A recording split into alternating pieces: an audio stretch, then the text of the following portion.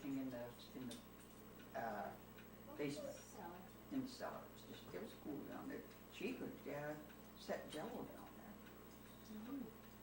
Not in the summer, but in the winter she could. When did you first get an ice box? I had an ice box myself until Grandpa went to service. And just before he left, we bought an old refrigerator. It clattered and banged, but it worked. But I had an ice box up until then. And I had a pedal sewing machine.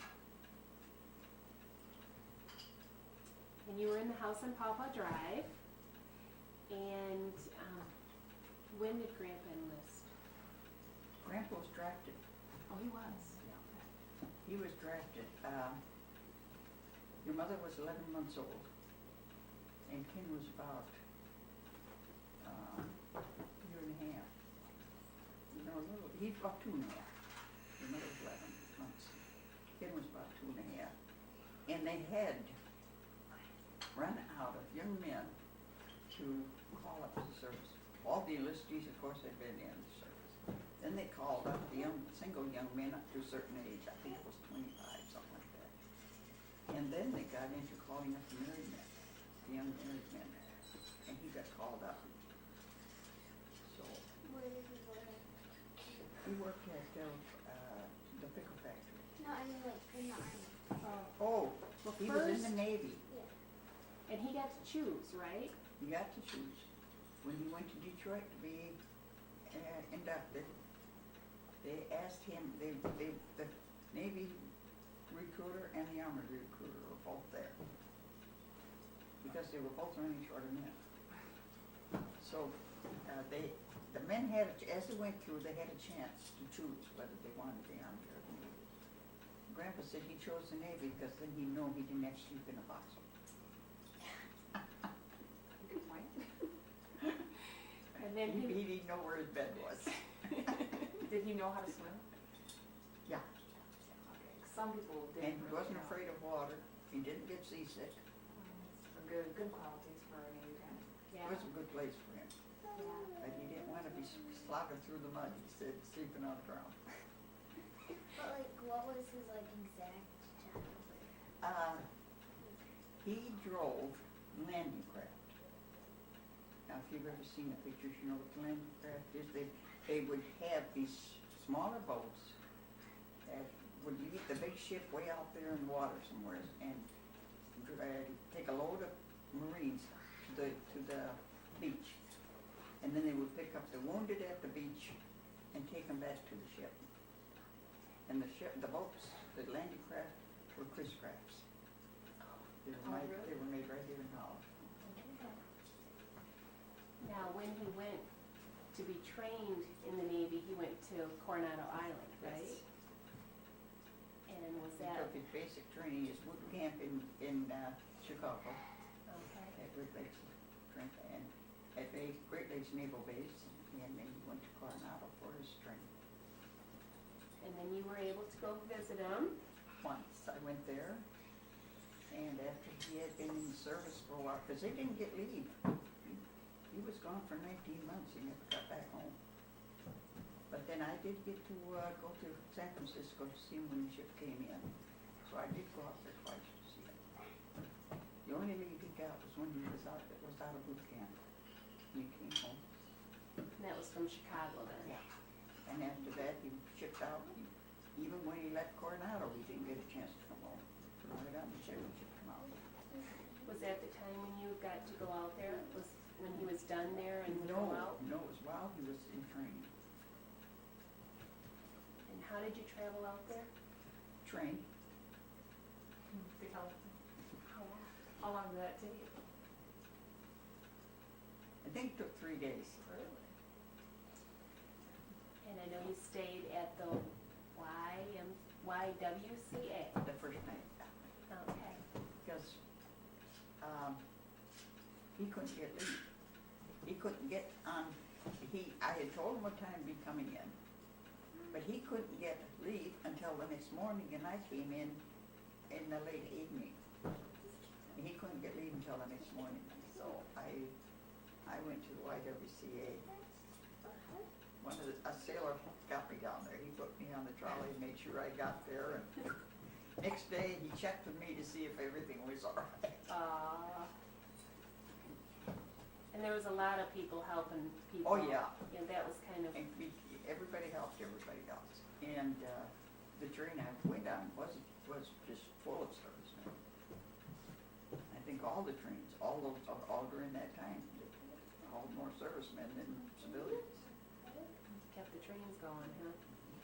Who watched your kids while you went down there? Hmm? Who was watching your kids when you went down there? My mother, my mom and dad watched them the first time I left. And then Grandpa's aunt and uncle took care of them the second time when I went to San Francisco. What was their names, the aunt and uncle? Ed and Mary Lovers. Okay. And he was in the service for 19 months. He went in on the 20th of May, and he was discharged 2 years later on the 23rd of January. But see, when the Japs gave up, and they surrendered, that was in August. But he was on a troop trip. He had to get all those servicemen home. So he couldn't leave until all the servicemen were home. Then he got discharged. So that's why he was there that much longer. But at least it was done. Yeah. And he was there, Much better than driving those landing craft in under fire. Yeah. He said they went this way from getting hit. because he was there during, on D-Day too, right? He was landing craft Yeah. that day.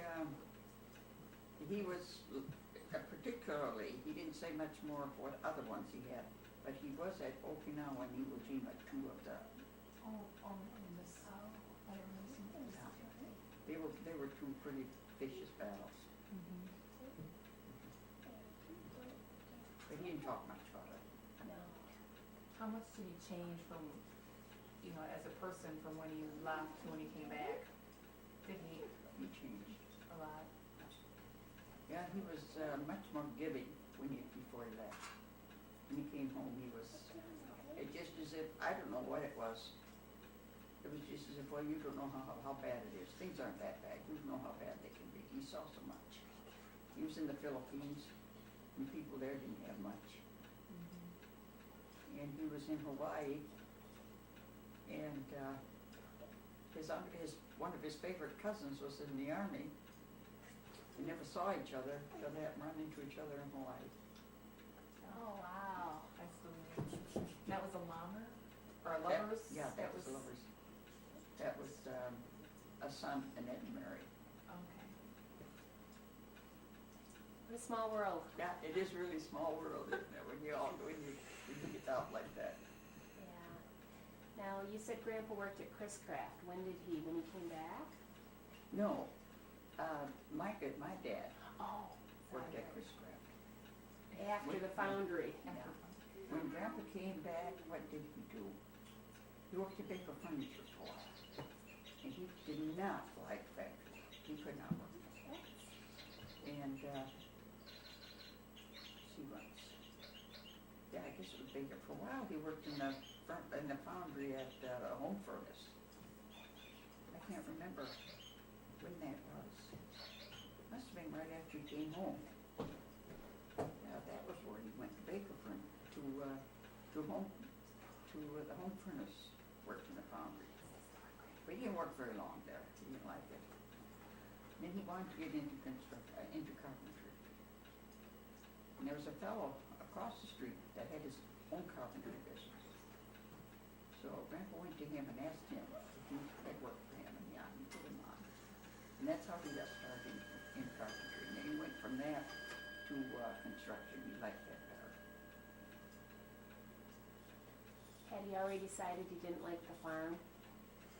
Well, we didn't have the money to buy a farm. And when he did get home, his dad offered him to work for him. But he knew he was never going to get the wages he needed. And he didn't want to do